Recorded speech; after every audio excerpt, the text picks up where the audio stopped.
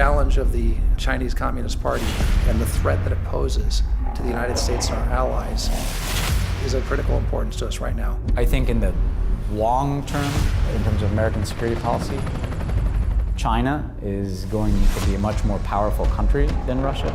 There's no country that presents a broader, more comprehensive threat to America's innovation, to our economic security, and to our democratic ideas than China does. I believe we've got to live in reality.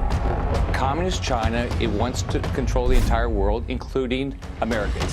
Let's be clear, the Chinese Communist Party is a Marxist-Leninist organization. The party General Secretary Xi Jinping sees himself as Joseph Stalin's successor.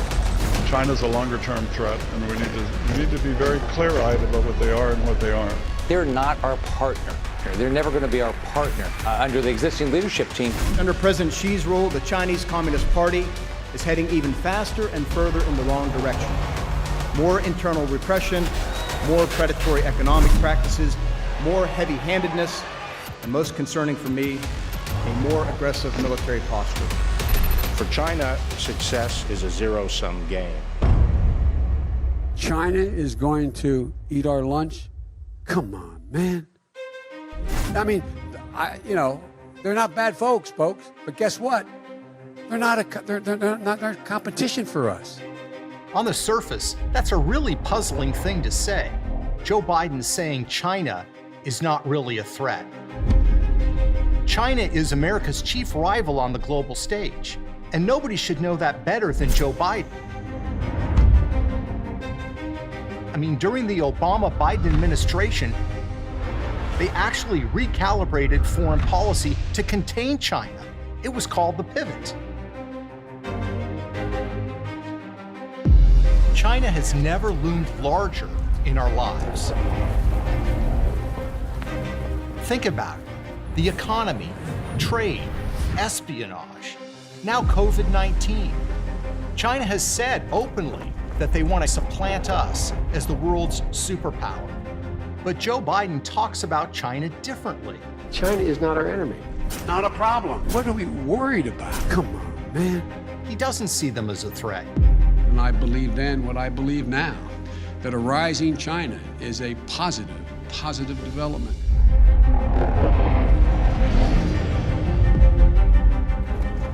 He welcomes their rise as a global power. Why exactly? Perhaps it's personal. Perhaps it's about his family. Perhaps it's about the money.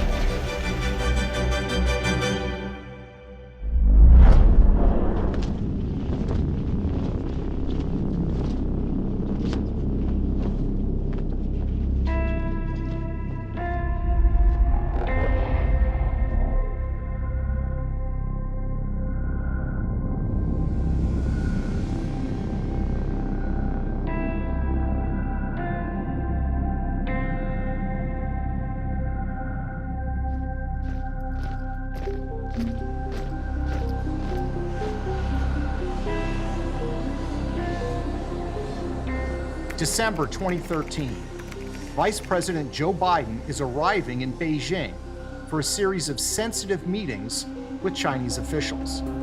The Chinese give him the red carpet treatment, literally.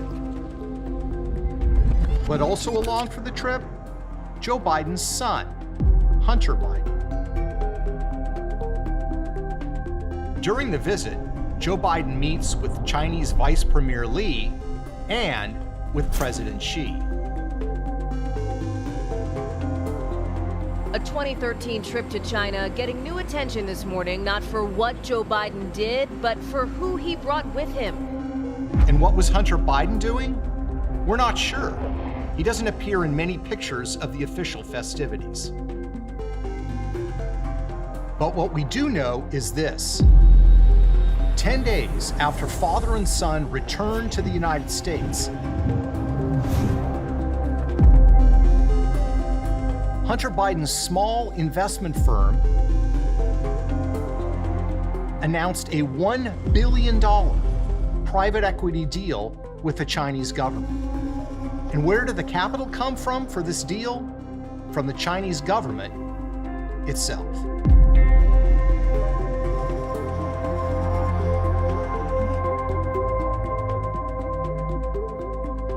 Unknown to the press back then, Hunter Biden was forming a Chinese private equity fund, planning to raise money, including from Chinese investors. Years later, Hunter Biden acknowledged that during the trip, he met with a Chinese banker, which his spokesperson describes as a social visit, not a business one. I believe then, and I'm even more convinced now, that a rising China is an incredibly positive development for not only China, but the United States and the rest of the world.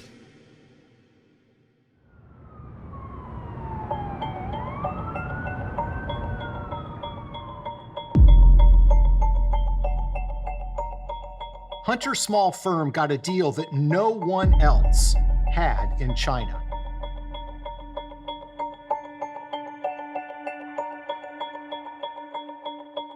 Not Morgan Stanley, Goldman Sachs, Deutsche Bank, or UBS.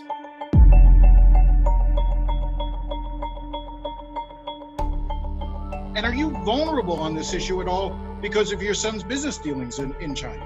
No, I don't believe so at all. My son's business dealings were not anything with everybody that he's talking about, not even remotely number one.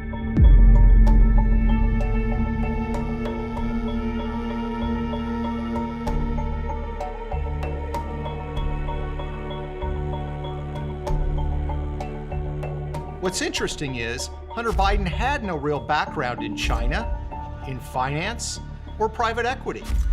In fact, Hunter had what might be called a spotty resume.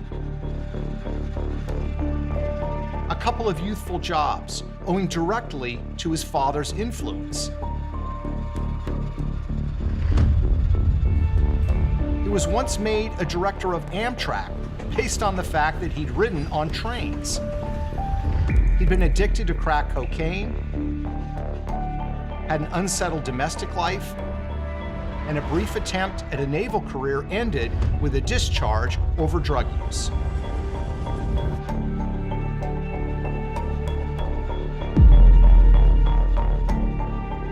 So why did the Chinese pick him?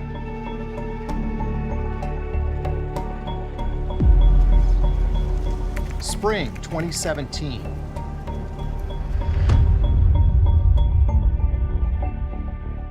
Patrick Ho, a Chinese businessman, was arrested by the FBI on bribery charges.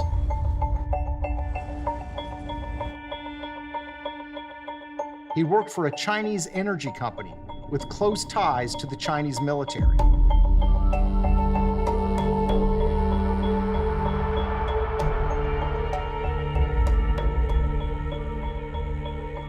While in FBI custody, Ho made 2 phone calls. One of those, strangely, is to James Biden, Joe Biden's brother. Why did this man call the brother of the vice president? He was looking for Hunter.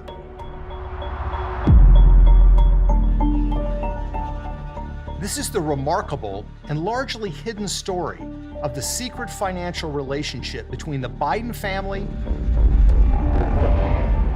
and the Chinese government.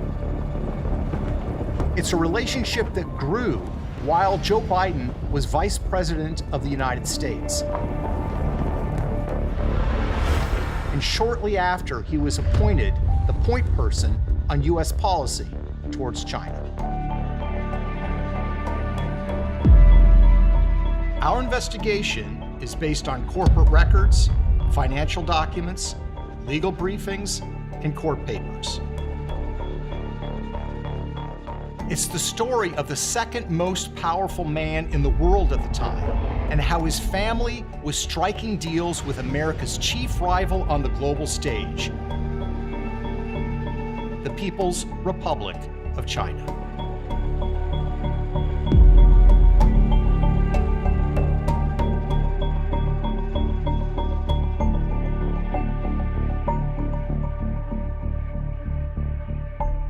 And it's a story that has been largely never told.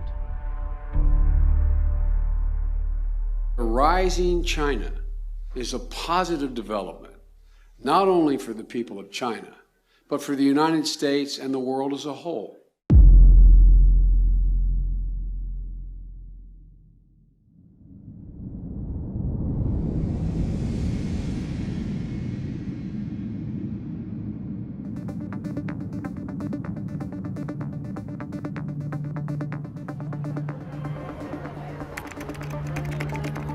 January 2009. Joe Biden is inaugurated Vice President of the United States. I, Joseph Robinette Biden Jr., do solemnly swear that I It was a remarkable moment for Biden, who had spent more than 35 years in the United States Senate. Born to a family of modest means in Scranton, Pennsylvania, he would become known as Lunch Bucket Joe. He joined the political world early and won election to the United States Senate at the ripe age of 29. He was sworn into office just 6 weeks after reaching the constitutionally required age of 30. From its earliest days, Biden's political career was not just about Joe, but about the larger Biden family. Politics was a family business. When Joe did well, the family did well. Joe's sister, Valerie Biden, became a political consultant who was hired by Joe's many campaigns. Brothers Frank and James became involved in securing government contracts and deals overseas with foreign governments. Joe's son Hunter became a Washington lobbyist, representing clients from Delaware, the state that his father represented in the U.S. Senate.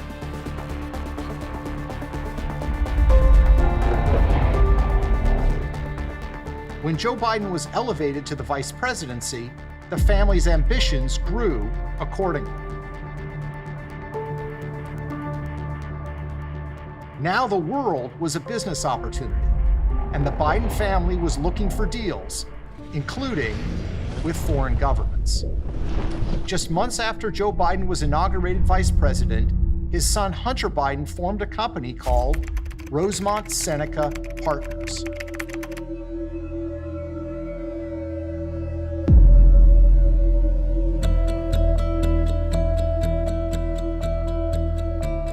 His partners had useful connections.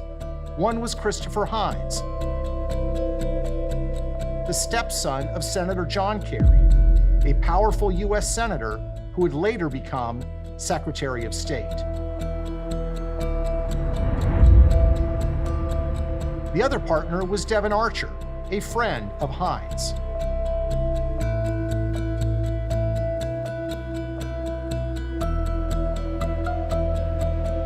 Rosemont is the name of the Hines family's 90-acre estate outside of Fox Chapel, Pennsylvania.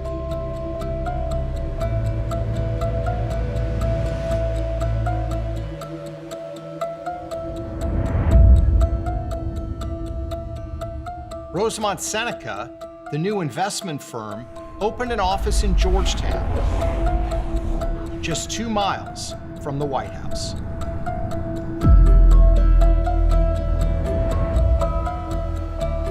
Outside of Fox Chapel, Pennsylvania. One of Hunter Biden's big scores was a controversial deal he landed in the troubled nation of Ukraine. In 2014, the Ukrainian government fell, and Joe Biden became America's point man for the troubled country.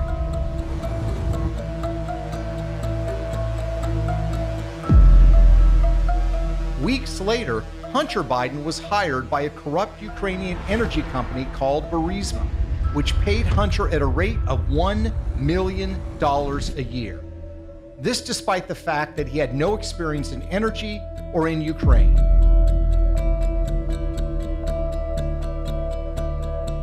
If your last name wasn't Biden, do you think you would have been asked to be on the board of Burisma? I don't know. Probably not. Hunter landed on the Burisma board, as did his partner, Devon Archer. Hunter's ventures in Ukraine would later pose troubling questions of conflict of interest for his father, Joe. I will support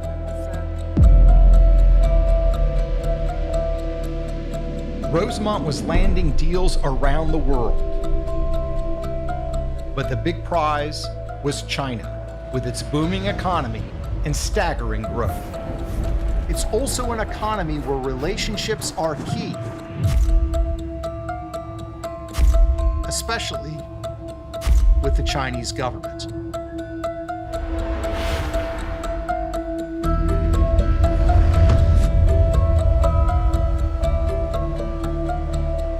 And I'd like now to raise our glass in a toast to many more generations of friendship and peace.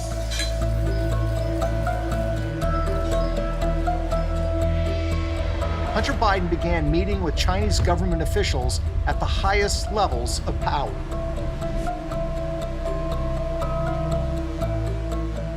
He had no background in China, little background in finance. Hunter's previous job had been as a lobbyist for an online gambling company located in Europe. But now, doors were opening to Hunter in China. Often, Hunter's meetings coincided almost directly with his father's high-level diplomacy with Chinese leaders. In April 2010, for example, Vice President Joe Biden met with the Chinese president at the Nuclear Security Summit in Washington, D.C. But at virtually the same time, halfway around the world, Hunter Biden was in China, meeting with government officials looking for financial deals. Who exactly was Hunter Biden meeting with? Only some of the most powerful finance officials in China. Hunter spent 2 days meeting with the top executives from China's sovereign wealth fund, Social Security fund, and largest banks. Hunter even posed with them for a series of pictures. So how did Hunter get these meetings? One Chinese website's account of the meeting touted that Chinese officials extended their warm welcome to Hunter Biden, quote, second son of the now Vice President, Joe Biden. In other words, Hunter got these meetings because of who his father was, Vice President of the United States. I don't think that there's a lot of things that would have happened in my life that if my last name wasn't Biden.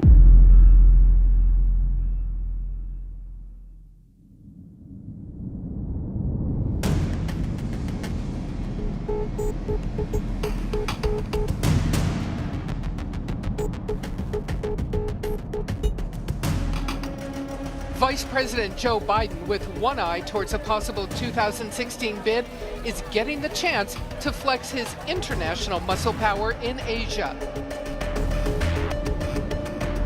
That brings us back to 2013, when Joe Biden arrived in Beijing with a full agenda.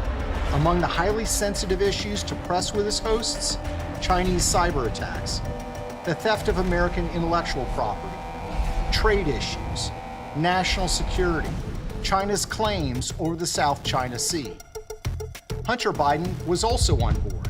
He joined his father the next morning for a meeting with the U.S.-China Business Council, and then Joe Biden was off to a meeting with Vice President Li.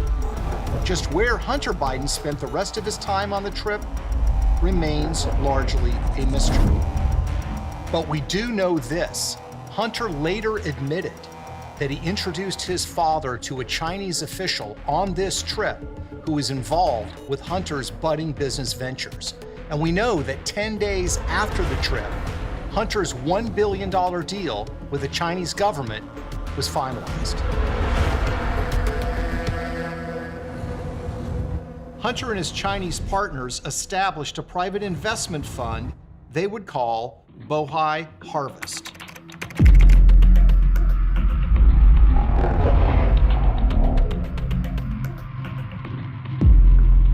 The Chinese government provided the money.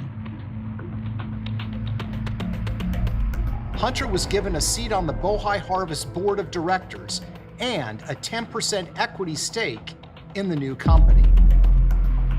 Devon Archer, his business partner, was appointed vice chairman. The new firm enjoyed an unusual and special status in China, operating through the Shanghai Free Trade Zone. No other investment fund in the world had a deal like Biden's firm. Not UBS, not Goldman Sachs, not Morgan Stanley, no one. In short, the son of the Vice President of the United States, with little investment experience, no experience in China, got a deal in the People's Republic of China that no one else had.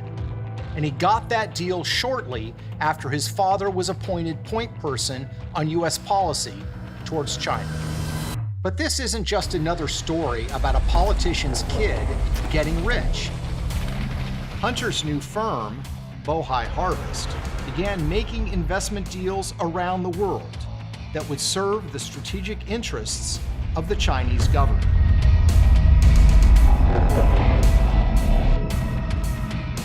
And that's what makes this deal so troubling. That's a bold thing to say, but it's true. This new firm started making investment deals that would serve the strategic interests of the Chinese military.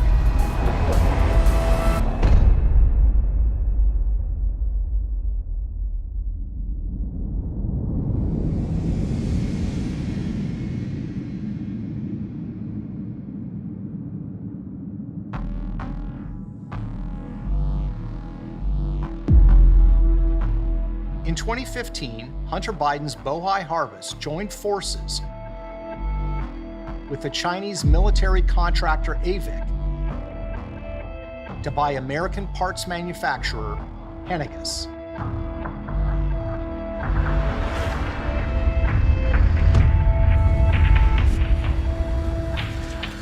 Henniges' technology is considered dual use, meaning it can be used for commercial and military purposes. And deals like these require approval of the highest levels of the federal government. Hunter Biden's partner in the Henniges deal, the Chinese aviation giant AVIC, was notorious for its history of stealing U.S. military technologies to build their own fighter jets and drones. But in September 2015, AVIC bought 51% of Henniges. And Hunter Biden's Bohai Harvest bought the other 49%.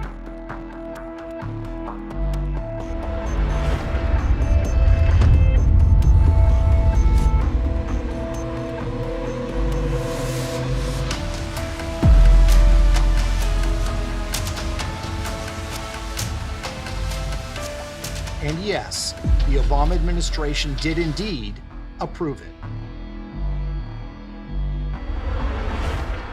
Hunter's firm, Bohai Harvest, also invested in military surveillance technology that the Chinese government would use to monitor and control the population in their own country. The company was called Face++. There are a number of American investors that also stand to profit from this mass surveillance that are also invested in Face++, one of whom is Hunter Biden, the son of former Vice President Joe Biden. Bohai Harvest also helped China in its competition with the United States over so-called rare earth minerals. A Chinese government-run firm called China Molybdenum produces rare earth minerals around the world, competing with Western firms for mining access. And the company does not hide the fact that its work has direct military applications. The company's 2015 annual report, for example, declares that molybdenum is used to produce sensitive military technologies.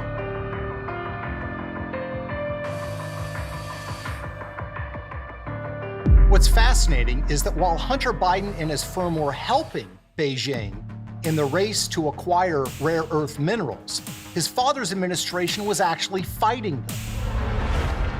In 2012, President Obama announced that the United States was filing a complaint with the World Trade Organization because China was trying to control the global market.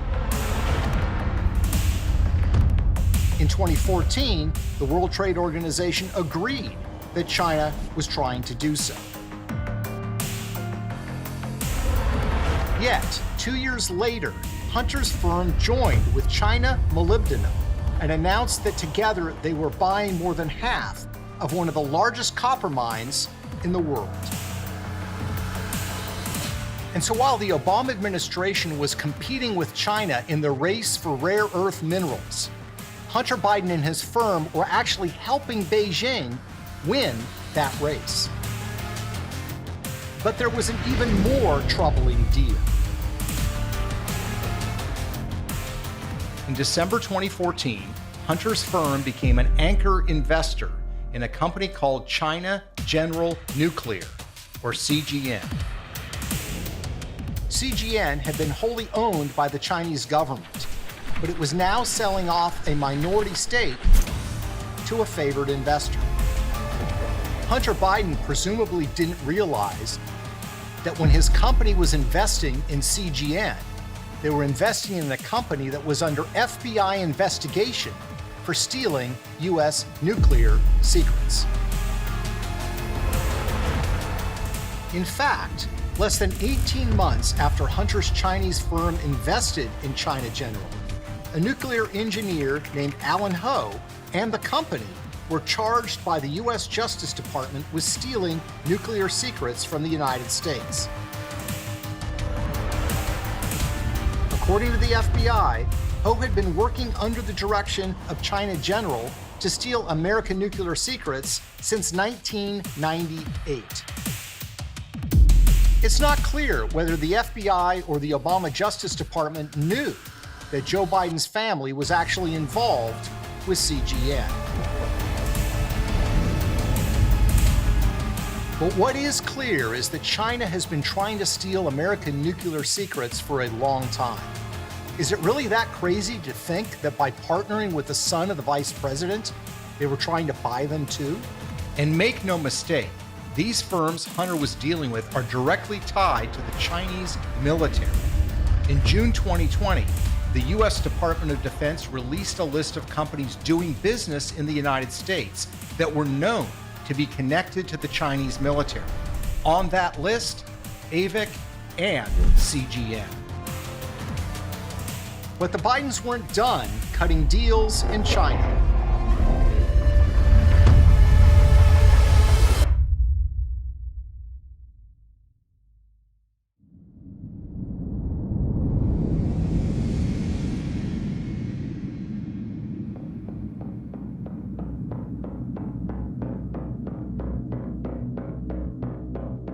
Joe doing diplomacy with the Chinese government, and Hunter kept finding himself in the middle of more business acquisitions, also with the Chinese government. A confident China was on the march, asserting its power and flexing its muscles. China had promised the world that it wasn't going to militarize the area, but they went ahead and did so anyway. The Chinese aggression was aimed at America, too.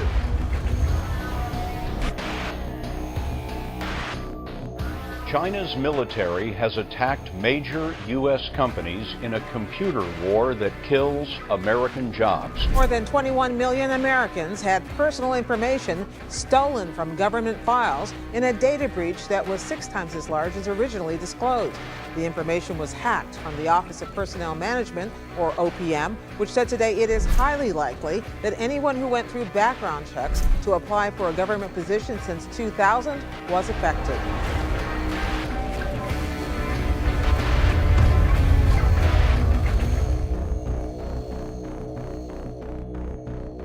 Think about that. The Chinese government had hacked an American government website and taken information from millions of American government workers. Highly sensitive private information. It was a crime taken very seriously by our federal government. And what was Hunter Biden doing? He was looking for more commercial deals with the Chinese. Another one of Hunter Biden's businesses was called Rosemont Realty.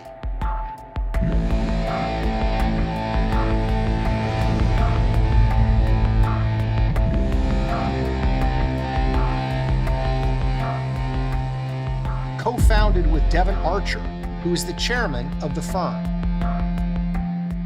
Just like his investment firm, Hunter Biden had no background in commercial real estate. But that didn't stop him from getting a seat at some of the biggest tables around the world. Who was Rosemont Realty negotiating with?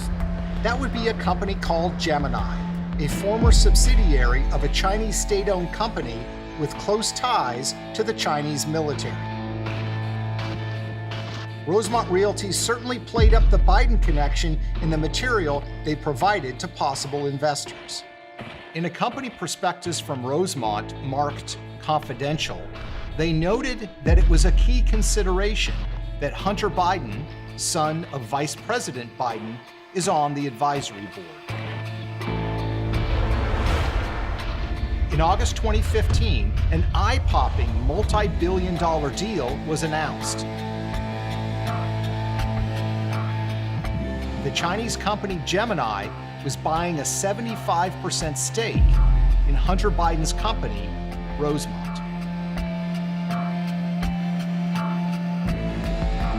So who exactly is this second Chinese business partner of the Biden family? Gemini's parent company, Sino-Ocean Land,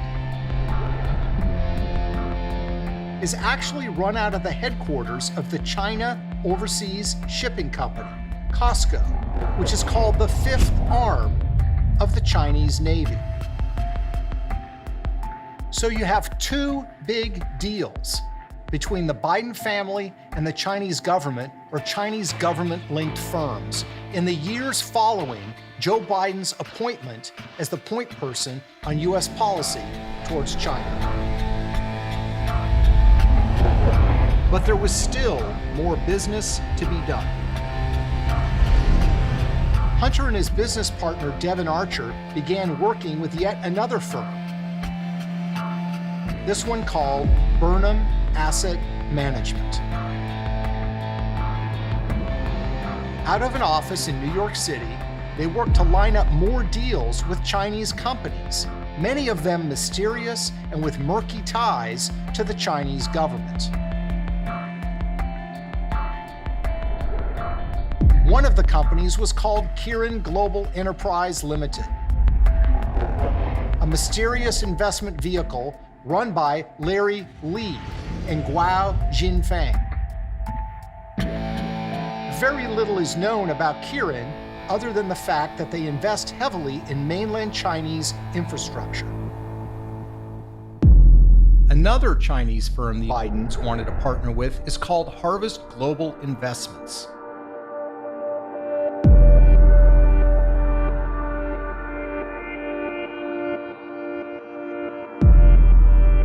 Which is linked to the Chinese government. How much money did the Biden family make from these deals? How deep do their ties to the Chinese government run? We can't know for sure, but consider this. In 2017, a Chinese executive was arrested by the FBI in New York on charges of money laundering and violating the Foreign Corrupt Practices Act. Patrick Ho was an assistant to a Chinese oil tycoon who ran CEFC China Energy, which had strong ties to the Chinese military. When Ho was arrested, one of the first calls he made was to James Biden, Joe's brother. When asked by the New York Times about the call, James Biden says that Ho was actually calling to get Hunter Biden's phone number. Patrick Ho was charged and convicted and went to jail for those charges. Why exactly was he calling Hunter Biden? What sort of help was he expecting? We don't know the answers to those questions. But what we do know is that the Bidens have cultivated very close relationships with members of the Chinese elite, and some of those relationships would be very hard to defend.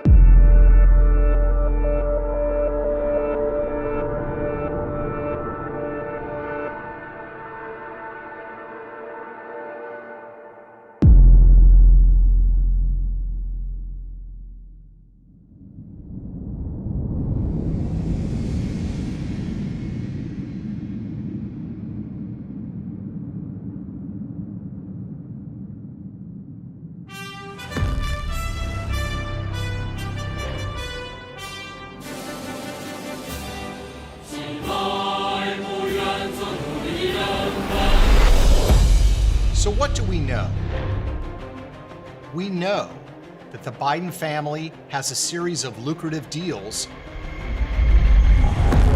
with the Chinese government. We know that these deals came despite a lack of experience by the Bidens in the areas they covered. We know that they happened while Joe Biden was steering U.S. foreign policy towards China. We also know that these deals didn't just make the Bidens money, they had potentially dangerous consequences for our national security. We know that Hunter Biden's firm, backed by the Chinese government, invested in a company that was actively stealing nuclear secrets from the United States.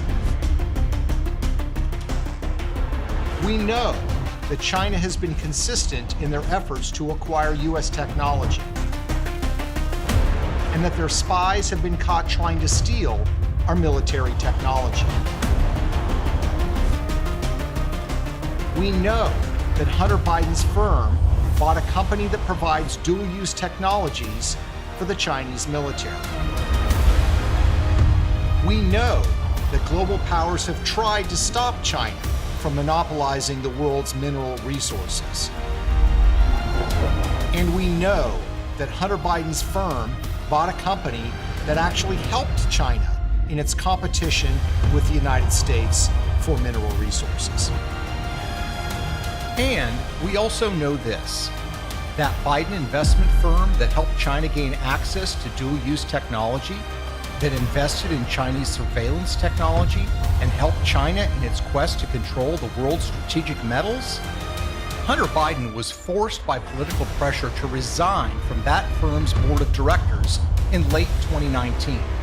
But Hunter quietly maintains an ownership stake in the firm, a stake worth millions of dollars, and stands to be worth even more as its China partnership prospers. Why did you leave the board in April? It's a 5-year term. And you chose not to I chose continue. not to. Yeah. Why? I think it's pretty obvious why. So why does this matter? Because we need to know who our leaders are doing business with. Who is making them wealthy? Who might they be beholden to? It's the oldest story in politics. We need to follow the money. A rising China is awash in money. The money trail stretches all across the globe. And some of those trails lead straight to one of America's most prominent political families, headed by a man who calls himself Lunch Bucket Joe.